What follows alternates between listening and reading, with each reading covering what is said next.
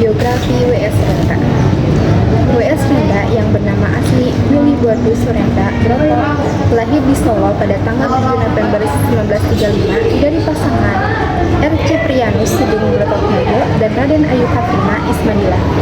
Ayahnya adalah seorang guru bahasa Indonesia dan bahasa Jawa di Sekolah Katolik Solo di samping sebagai dramawan tradisional. Ibunya adalah seorang penari, sering di Keraton Surakarta. Masa kecil hingga remaja, Renda berada di kota kelahirannya. Penyair dan budayawan yang diberi julukan si burung merah ini menghembuskan napas terakhirnya di rumah sakit Mirtat Keluarga Depok, Kamis pukul 22 WIB pada usia 74 tahun. Ribuan pelayat menyadiri proses pemakaman dramawan W.S. Renda di kompleks pemakaman keluarga di kawasan Cipayung Jaya, Cipayung, Depok, Jawa Barat, Jumat jam 7 siang. Ia memulai pendidikannya dari TK 1942 hingga menyelesaikan sekolah menengah atasnya SMA 1952 di Sekolah Katolik Solo. Setamat SMA, Renda pergi ke Jakarta dengan bermaksud sekolah di Akademi Luar Negeri. Ternyata akademi tersebut telah ditutup. Lalu ia pergi ke Yogyakarta dan masuk Fakultas Sastra Universitas Gadjah Mada. Walaupun tidak menyelesaikan kuliahnya, tidak berarti ia berhenti belajar. Pada tahun 1994, ia memperdalam pengetahuannya dalam bidang drama dan tari di Amerika. Ia mendapatkan beasiswa dari American Academy of Dramatical atau bisa disingkat dengan AADA. Ia juga mengikuti seminar kesusastraan di Universitas Harvard atas undangan pemerintah setempat. Renda diberi julukan si burung merah. Bakat sastra Renda sudah mulai terlihat ketika ia duduk di bangku SMP. Saat itu ia sudah mulai menunjukkan kemampuannya dengan menulis puisi, cerpen, dan drama untuk kegiatan sekolahnya. Bukan hanya menulis, ternyata ia juga piawai di atas panggung. Ia mementaskan beberapa dramanya sebagai pembaca puisi yang berbakat. W.S. Renda sangat berbakat. Dia pertama kali mempublikasikan puisinya di media massa pada tahun 1952 melalui majalah Siasat. Setelah itu, puisinya pun lancar mengalir menghiasi berbagai majalah pada saat itu, seperti Kisah, Seni, Basis, Konfrontasi, dan Siasat Baru. Hal itu terus berlanjut terutama dalam majalah tahun 60-an dan tahun 70-an. Kaki Palsu adalah drama pertamanya yang dipentaskan ketika ia di SMP. Orang-orang di Tikungan Jalan adalah drama pertamanya yang mendapat penghargaan dan hadiah pertama dari kantor wilayah Departemen Pendidikan dan Kebudayaan Yogyakarta. Pada saat itu, ia sudah duduk di SMA. Penghargaan itu membuatnya sangat bergairah untuk berkarya. Puisinya penuh nilai dan moral serta berenergi dalam membangun negeri ini karena banyaknya ketidakpedulian dan pengabaian dalam menegakkan jiwa karena adanya penyimpangan dan kesewenang-wenangan. Profesor Atiu dalam bukunya Sastra Indonesia Modern 2 tahun 1989 berpendapat bahwa dalam sejarah kesusastraan Indonesia modern, Rendra tidak termasuk ke dalam salah satu angkatan atau kelompok seperti angkatan 45, angkatan 60-an atau angkatan 70-an. Dari karyanya terlihat bahwa ia mempunyai kepribadian dan kebebasan sendiri. Karya Rendra tidak hanya terkenal di dalam negeri, tetapi juga di luar negeri. Banyak karyanya yang sudah diterjemahkan ke dalam bahasa asing, di antaranya bahasa Inggris, Belanda, Jerman, Jepang, dan India. Dia juga aktif mengikuti festival di luar negeri, di antaranya pertama The Rotterdam International Poetry Festival tahun 1971 dan 1979. Yang kedua ada The Valmiki International Poetry Festival New Delhi tahun 1985. Yang ketiga ada Berliner Horizon Festival Berlin tahun 1985. Yang keempat The First New York Festival of the Arts tahun 1988. Yang kelima Spoleto Festival Melbourne Vanguard World Poetry Festival Bhopal tahun 1989. Yang keenam World Poetry Festival Kuala Lumpur tahun 1992. Dan yang ketujuh ada Tokyo Festival di tahun 1995. Profesor Harry F. Owen, seorang pakar sastra dari Australia yang perhatiannya sangat besar terhadap kesusastraan Indonesia, telah berbicara dan menerbangkan beberapa bait puisi Renda dalam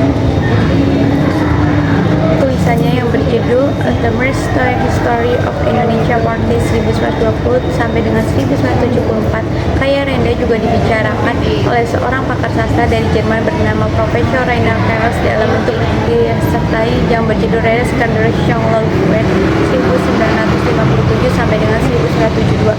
Pada tahun 1961, pulang dari Amerika, Renda mendirikan grup teater di Yogyakarta. Akan tetapi grup itu terhenti karena ia pergi ke Amerika. Ketika kembali ke Indonesia pada tahun 1968, ia membentuk kembali grup teater yang bernama Bengkel Teater. Bengkel Teater ini sangat terkenal di Indonesia dan memberi suasana baru dalam kehidupan teater di tanah air. Sampai sekarang, Bengkel Teater masih berdiri dan menjadi basis kegiatan kesenian. Pada perkembangannya, Bengkel Teater dipindahkan ke Renda di Depok. Renda menghembuskan nafas terakhir di Rumah Sakit Mitra Keluarga Depok pada hari Kamis 6 Agustus 2010 pada pukul 22.20 waktu Indonesia Barat pada usia 74 tahun. Ribuan pelayat menghadiri proses pemakamannya. Dramawansa W.S. Renda di Komplek Pemakaman Keluarga di kawasan Cipayung Jaya, Citayam, Depok, Jawa Barat. Kini Renda telah meninggalkan dunia untuk selamanya. Tetapi puisi dan semua karya sastra tidak pernah mati. Karya W.S. Renda adalah yang pertama, kumpulan puisi Balada Orang-Orang Tercinta pada tahun 1957.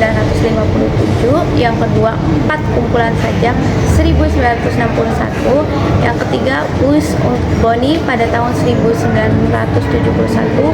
Yang keempat, sajak-sajak sepatu tua pada tahun 1972. Yang kelima, nyanyian orang Urangka 1985. Yang keenam, potret pembangunan dalam puisi 1983. Yang ketujuh disebabkan oleh angin 1993. Yang kedelapan, orang-orang Rangkas Bitung pada tahun 1993. Yang B adalah drama, yaitu yang pertama orang-orang di tikungan jalan 1954. Yang kedua, selamatkan anak cucu Sulaiman pada tahun 1967. Yang ketiga adalah Mas Todon dan Burung Kondor pada tahun 1972. Yang keempat adalah kisah perjuangan suku Naga pada tahun 1975. Yang kelima adalah Sekda pada tahun 1977. Yang keenam ada Panebaha Reso pada tahun 1946. Yang C selanjutnya adalah kumpulan esai mempertimbangkan tradisi pada tahun 1983. Renda telah menerima banyak penghargaan, antara lain hadiahnya pertama, Sayembara Penulisan Drama dari Bagian Kesenian, Departemen Pendidikan dan Kebudayaan, Yogyakarta pada tahun 1954, Dia Sastra Nasional, BPKN 1956, Anugerah Seni dari Pemerintah Republik Indonesia pada tahun 1970, Hadiah Akademi Jakarta pada tahun 1975, Hadiah Yayasan Buku Utama Departemen Pendidikan dan Kebudayaan 1976, Penghargaan Adam Malik 1989, dan The Sheen Writer Award pada tahun 1990. Buku puisi cinta karya W.S. Renda terdapat 3 fase. Yang kami bahas terkhususnya pada fase pertama, yaitu buku puber pertama yang merupakan kumpulan puisi yang mencerminkan pengalaman cinta remaja. Terdiri dari 24 puisi. Karya ini ditulis antara 1954 sampai 1958 dan menampilkan tema-tema sederhana namun mendalam mengenai asmara, keceriaan, dan kepolosan masa muda. Menganalisis isi bukunya, yang pertama, menggunakan bahasa sehari-hari yang mudah dipahami untuk menyampaikan perasaan cinta yang tulus dan lugu.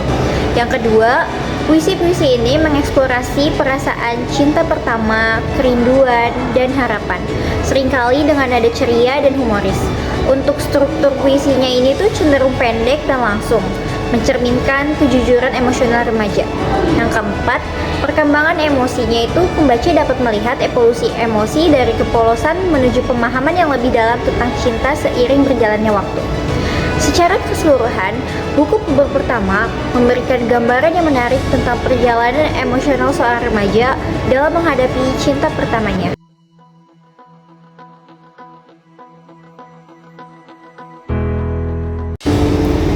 Bunga Gugur.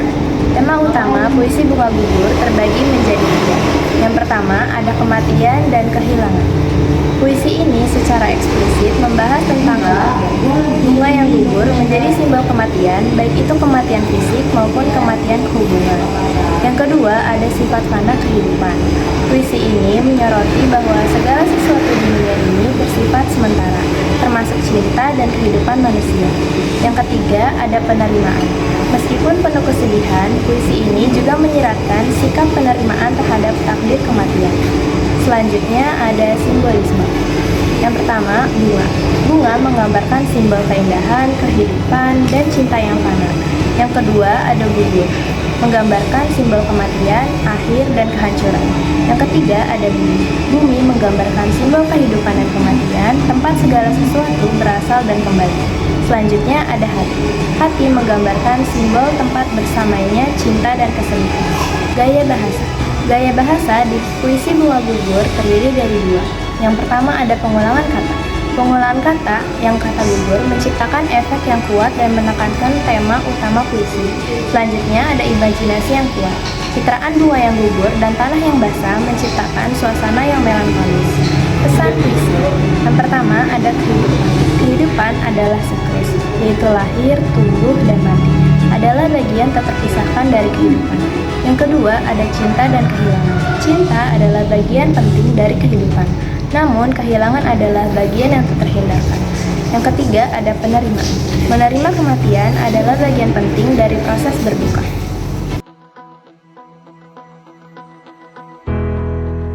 Puisi kekasih. Tema utama pada puisi kekasih terbagi menjadi dua, cinta dan kehilangan. Sama seperti banyak puisi cinta lainnya, puisi ini berputar di sekitar tema cinta dan kehilangan.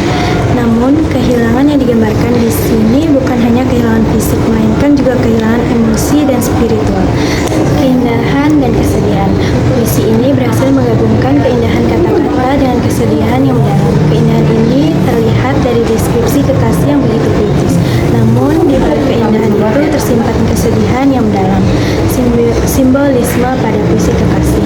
Burung murai menggambarkan simbol keindahan, kebebasan, dan suara merdu. Namun burung murai juga bisa melambangkan kesepian karena sifatnya yang soliter. Hati biru, simbol kesedihan yang mendalam dan perasaan kosong. Pelangi, simbol keindahan, harapan, dan keragaman emosi. Bahasa pada puisi kekasih. Perumpamaan. Penggunaan perumpamaan seperti artinya biru membuat puisi ini menjadi lebih hidup dan mudah diingat. Pengulangan kata. Pengulangan kata kekasih semakin menegaskan objek lirik puisi ini. Pesan puisi pada puisi kekasih. Cinta adalah anugerah. Cinta adalah sesuatu yang indah dan berharga, namun juga rapuh dan bisa hilang kapan saja. Kehilangan adalah bagian dari hidup. Kehilangan adalah pengalaman yang menyakitkan, namun kita harus belajar untuk menerimanya. Kenangan adalah harta. Meskipun seseorang telah tiada, kenangan tentang mereka akan tetap hidup di dalam hati.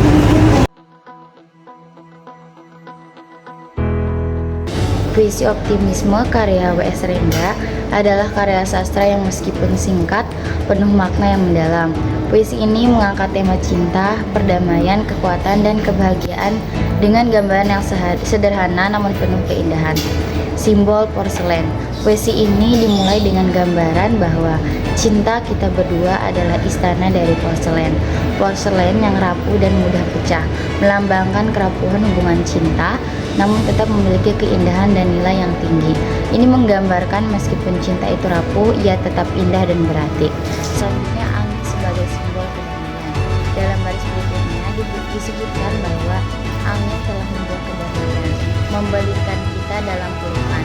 Angin di sini menjadi simbol kedamaian dan ketenangan. Ini menciptakan gambaran bahwa cinta dapat menghadirkan kedamaian dalam hidup, yang memberikan rasa nyaman dan tenteram seperti pelukan.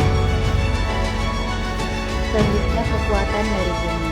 Puisi ini juga mengatakan bahwa bumi telah memberi kekuatan, yang menunjukkan bahwa cinta yang kuat dapat memberikan stabilitas dan kekuatan. Layaknya bumi yang kokoh, kontras antara kerapuhan porselen dan kekuatan bumi menegaskan betapa cinta yang mendalam dapat menjadi sumber kekuatan. Pelangi sebagai simbol kebahagiaan dan keanekaragaman. Puisi ini diakhiri dengan gambaran bahwa hati kita berdua adalah pelangi selusin warna. Pelangi sering dianggap simbol kebahagiaan, keindahan, dan keberagaman.